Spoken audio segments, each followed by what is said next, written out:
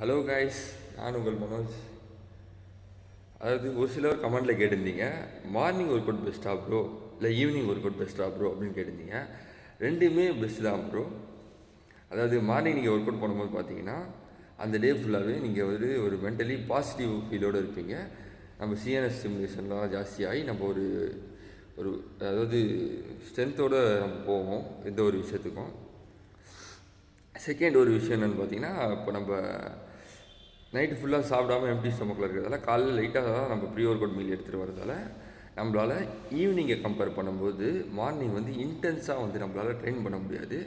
அது ஒரு விஷயம் இருக்குது.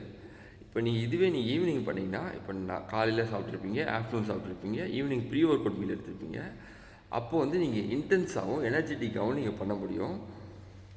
இப்போ நைட்டும் நீங்கள் ப்ராப்பர் ஸ்லீப்பும் உங்களுக்கு கிடைக்கும். நல்லா ஸ்லீப்போட டெப்த்துக்கு போவீங்க நீங்கள். ஓகேவா கைஸ்?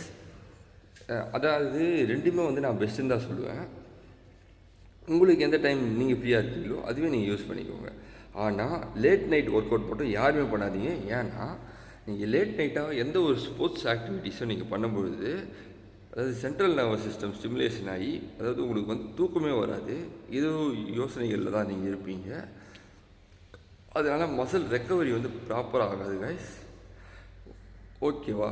பிடிச்சிருந்தால் லைக் பண்ணுங்கள்.